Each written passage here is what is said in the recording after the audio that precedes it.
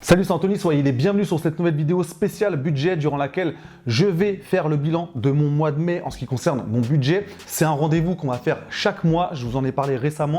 C'est une nouvelle rubrique sur la chaîne pour vraiment voir mois après mois comment je gère mon budget, quels sont les choix que je fais en ce qui concerne mes dépenses pour vraiment me dégager une marge de manœuvre en ce qui concerne l'épargne et surtout l'investissement. Je sais qu'à titre personnel, c'est quelque chose que j'adore découvrir quand je regarde sur internet des vidéos de personnes qui montrent leur budget parce que peu importe les revenus qu'on a, c'est toujours intéressant de voir quel choix on met en place pour atteindre son objectif financier, quel qu'il soit. Ça peut être tout simplement sortir du découvert régulier qu'on a. Ça peut être aussi rembourser les dettes qu'on a accumulées parce qu'on a pris des crédits consommation. Ça peut être aussi par une volonté de s'enrichir progressivement pour atteindre peut-être la liberté financière, peut-être se dégager plus de temps libre pour un jour passer à mi-temps ou à tiers-temps dans son travail. Peu importe l'objectif, c'est quelque chose d'hyper intéressant de voir les choix qu'on fait au quotidien dans la gestion de son budget. Donc aujourd'hui et lors de chaque vidéo qu'on fera chaque mois par rapport à ça, on va voir bien évidemment les revenus sur ce mois, ensuite les différentes dépenses, à savoir les dépenses fixes et les dépenses variables. Je ne vais pas hésiter parfois à rentrer dans le détail pour voir un petit peu mon style de vie. Bien évidemment, comme je vous le dis à chaque fois, c'est pas pour me glorifier, pour montrer que je suis plus intelligent ou plus fort que les autres. C'est simplement pour que je sois totalement transparent par rapport à vous et que vous puissiez un petit peu voir les coulisses de la gestion de mon budget. Ensuite, on fera donc un point sur la différence entre les recettes représentées par les revenus et les dépenses pour voir un petit peu quelle marge de manœuvre il me reste sur ce mois-ci et qu'est-ce que j'ai fait de cette marge de manœuvre. Et on fera un dernier point sur l'évolution de ma valeur nette. C'est quelque chose dont je vous ai déjà parlé. Je vous remets le lien de la vidéo dans laquelle je présente ce calcul qui pour moi est le plus parlant en fait pour savoir exactement où on en est au niveau financier. Donc c'est vraiment tout le programme de cette vidéo. Bien évidemment, je tiens à préciser que là je vais parler principalement de moi, je ne vais pas parler des dépenses de ma compagne, même si voilà, on vit ensemble. Il y a ces dépenses personnelles, je ne vais pas m'immiscer là-dedans. J'estime que c'est quelque chose qui est vraiment important d'avoir chacun notre façon de gérer nos dépenses un petit peu loisir. Je ne vais pas commencer à m'immiscer dans ce qu'elle choisit de faire comme dépenses. Après, il faut juste comprendre que au niveau de l'organisation qu'on a, elle s'occupe de tout le budget alimentaire. Donc c'est elle qui fait les courses, qui paye les courses. C'est elle qui aussi s'occupe de la plupart des dépenses en ce qui concerne notre fils. Donc voilà, après on s'organise. Je ne vais pas rentrer non plus trop dans le détail, mais on essaie d'équilibrer un petit peu la gestion des dépenses fixes pour vraiment avoir un équilibre. Moi, je sais que de mon côté, je paye la mensualité du prêt immobilier parce que voilà, quand on s'est mis ensemble, elle n'avait pas les mêmes revenus que moi. Et de toute façon, je sais que ça s'équilibre à peu près avec ce qu'elle dépense de son côté pour ce que je viens d'expliquer juste avant. Donc voilà, c'est vraiment pour vous expliquer un peu l'état des lieux. Et on bascule tout de suite sur mon écran pour attaquer avec les revenus sur ce mois de mai. On se retrouve donc maintenant sur mon écran. Donc vous voyez que j'utilise un simple fichier Excel parce que j'aime bien la simplicité. Je rentre pas trop dans des formules très compliquées.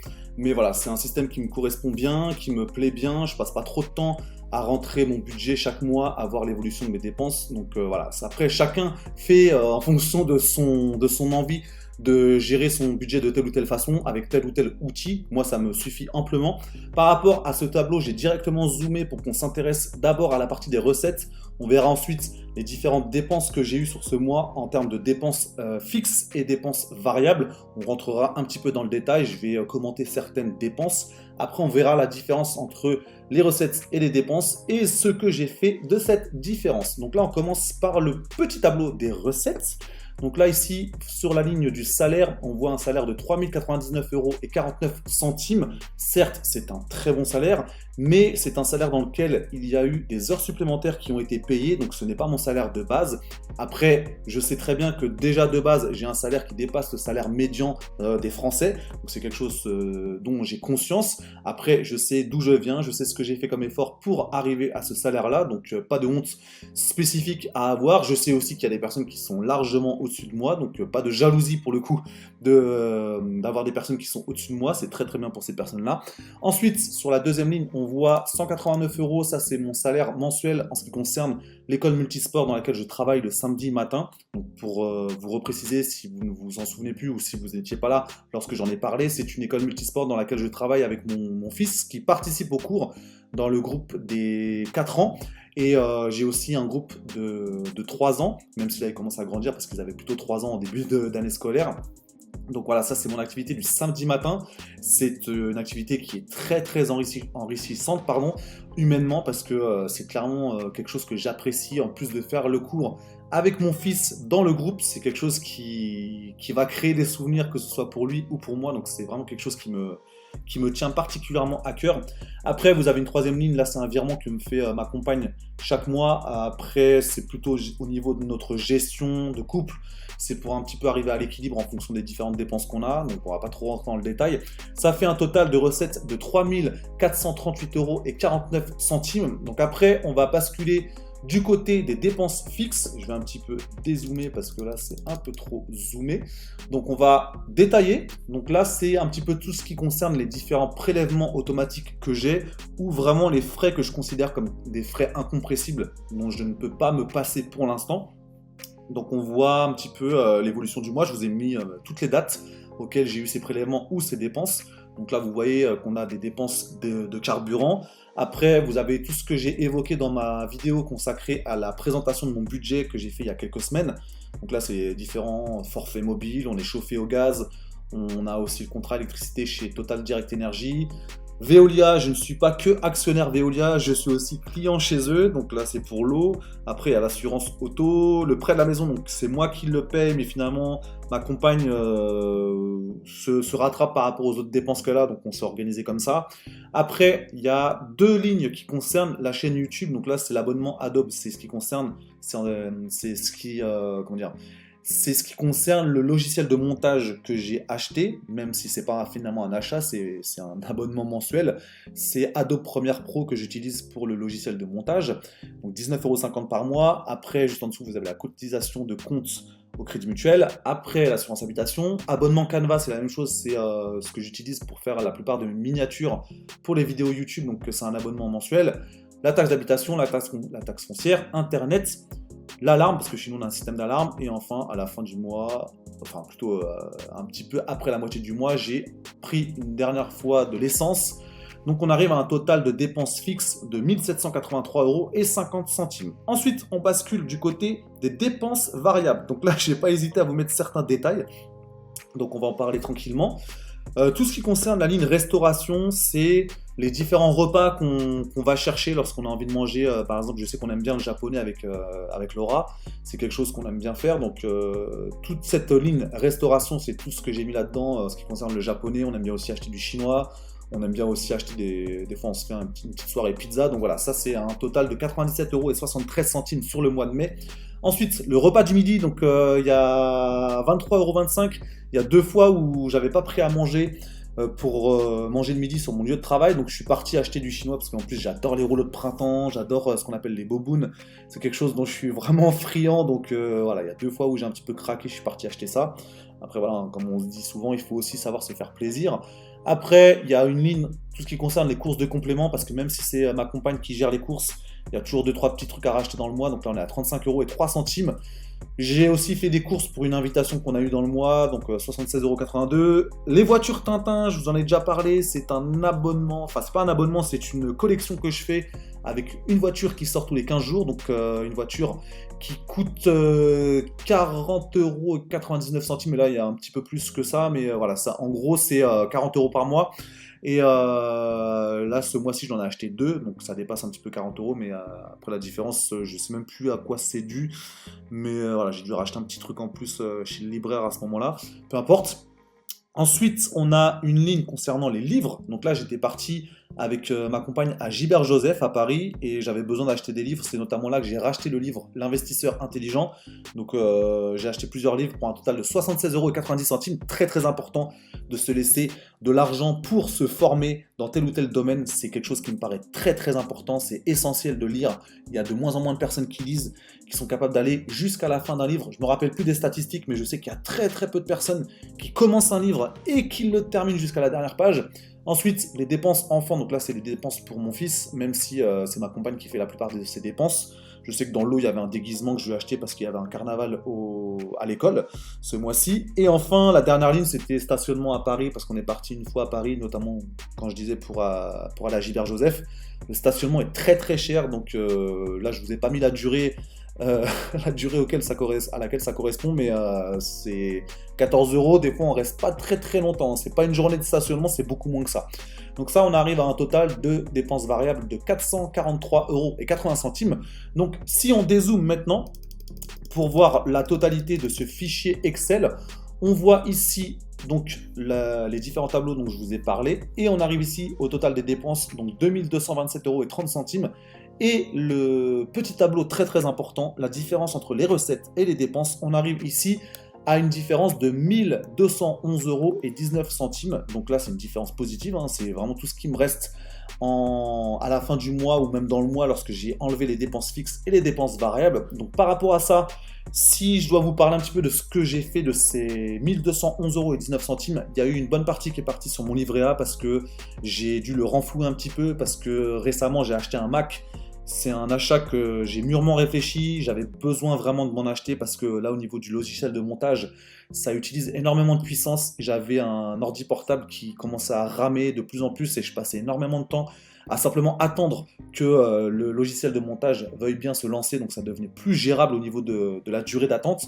Donc c'était un achat que j'avais dû faire, donc là j'ai renfloué un peu mon livret A et j'ai aussi commencé à investir dans les ETF, on aura l'occasion d'en reparler prochainement, sous également les conseils de Quentin Lee, dont je vous ai déjà parlé. Je pourrais vous remettre le lien de sa chaîne, c'est quelqu'un avec qui je discute souvent. J'aime bien un petit peu me diversifier, là j'étais parti sur une logique d'achat d'actions, j'aime bien aussi voir qu'est-ce que je peux faire de différent pour vraiment compléter, donc là je suis parti sur une logique d'investissement via les ETF, donc c'est un petit peu ça que j'ai fait avec ces 1211,19 € sur ce mois de mai. On bascule maintenant sur un autre fichier sur lequel je note l'évolution de notre valeur nette. Donc je vous remets le lien de la vidéo dans laquelle je présentais ce calcul de valeur nette qui me paraît extrêmement important pour savoir exactement où on en est en ce qui concerne nos finances. C'est pour moi le calcul le plus important. Donc là, j'avais commencé réellement à le calculer à partir du mois de novembre. Après, je le fais souvent au 13 du mois parce que c'est vraiment au 13 du mois que les différents prêts immobiliers qu'on a sont passés, donc c'est vraiment à ce moment-là que je peux vraiment faire un état des lieux de notre valeur nette. Je rappelle que là-dedans, je prends tout ce qui concerne notre patrimoine et je retranche les différentes dettes qu'on a par rapport à ça, donc notamment les prêts immobiliers qui sont affectés à tel ou tel appartement et également à notre maison. Donc là, on voit l'évolution, on est au 13 mai, donc sur ce mois de mai, on est arrivé à 122 210,29 €. Après, bien évidemment, il faut aussi garder en tête que c'est une valeur nette qui est purement, j'allais dire fictive, mais c'est pas le terme précis, mais c'est une valeur nette qui est fluctuante parce que, bien évidemment, ça dépend aussi de l'état du marché immobilier parce qu'à chaque fois, je pars sur une valeur de mes différents biens immobiliers, valeur qui peut évoluer au fil du mois. Donc voilà, à l'instant T, c'est l'évolution de la valeur nette qu'on a, mais peut-être que le mois d'après, ça va évoluer. Peut-être même parfois à la baisse, hein, il suffit qu'il y ait une chute du marché immobilier, ça peut arriver, là forcément on aura une valeur nette qui est moins importante, mais voilà, ça me paraissait important de voir ça avec vous. On le fera chaque fois, chaque mois lorsqu'on fait cette vidéo budget, on fera un point sur l'évolution de cette valeur nette. C'est quelque chose qui me motive parce que je vous en ai déjà parlé, j'ai un objectif d'atteindre une valeur nette d'au moins 1 million d'euros. Donc je sais que c'est un très très bel objectif. Là, on a dépassé les 10% d'atteinte de cet objectif. Le fait d'avoir ce tableau me permet de voir que je suis en train de progresser par rapport à l'atteinte de cet objectif parce que voilà, je sais que ça va prendre du temps, mais c'est important de savourer le chemin, de se rendre compte qu'on progresse, qu'on avance, qu'on est vraiment sur le bon chemin pour atteindre son objectif. Et encore une fois, j'insiste là-dessus, on savoure le chemin pour ne pas ne faire qu'une obsession de l'atteinte de cet objectif. Nous voici maintenant arrivés à la fin de cette vidéo. Si elle vous a plu, mettez un maximum de pouces en l'air et surtout dites-moi dans les commentaires comment vous-même vous gérez votre budget. C'est quelque chose d'hyper enrichissant de discuter dans les commentaires, de voir un petit peu comment chacun et chacune fonctionne. On va peut-être même pouvoir s'échanger certaines idées, certaines astuces. Donc dites-moi ça dans les commentaires. Dites-moi aussi si vous avez pris cette habitude de calculer votre valeur nette, de calculer l'évolution de votre valeur nette. C'est quelque chose, j'insiste là-dessus, d'hyper intéressant pour voir un petit peu l'évolution qu'on a en ce qui concerne nos finances. Donc dites-moi si vous faites déjà ce calcul régulièrement. C'était voilà, une vidéo qui me paraissait très très intéressante. C'est pour ça que j'en ai fait une nouvelle rubrique parce que j'insiste là-dessus, j'arrête pas de le dire, mais c'est toujours très très intéressant de voir l'évolution personnelle de chaque personne, de voir quels sont les choix que cette personne fait en fonction de ses revenus, quels sont les choix qu'elle fait par rapport à ses dépenses. On a beaucoup parlé de ça. Il faut aussi avoir une prise de conscience, avoir du recul par rapport à tout ce qui est marketing, à tout ce qui est publicité parce qu'il y a énormément de choses qui sont faites pour nous pousser à consommer toujours plus. Après, j'estime que un des côtés positifs peut-être de la période qu'on est en train de traverser, c'est que peut-être on commence à se remettre en question sur certaines choses, même si ce n'est pas le cas de tout le monde. Mais si au niveau individuel, en tout cas sur cette chaîne et d'autres chaînes aussi qui parlent de ça, on arrive à prendre conscience que peut-être on nous a fait croire que certaines envies, on nous a fait confondre certaines envies avec des besoins, alors que ce n'était que des simples envies, voire des caprices. Là, on aura fait un gros travail et en plus, après, ça va se répercuter sur la gestion de notre budget. Donc, dites-moi aussi dans les commentaires comment vous gérez un petit peu cette montée de la société de consommation. Ça fait déjà un moment qu'on est dans une société de consommation, mais là, on est vraiment dans une société d'ultra-consommation. Quelle est votre vision par rapport à ça? Est-ce que vous sentez vraiment qu'on nous pousse à consommer toujours plus et que peut-être parfois ça se fait au détriment du vrai bonheur dans la vie qui n'est pas forcément lié à la possession matérielle? Donc, dites-moi ce que vous pensez de ça dans les commentaires. Je vous remercie de votre attention. Je vous souhaite un bon dimanche, un bon début de semaine et je vous dis à très bientôt pour la prochaine vidéo.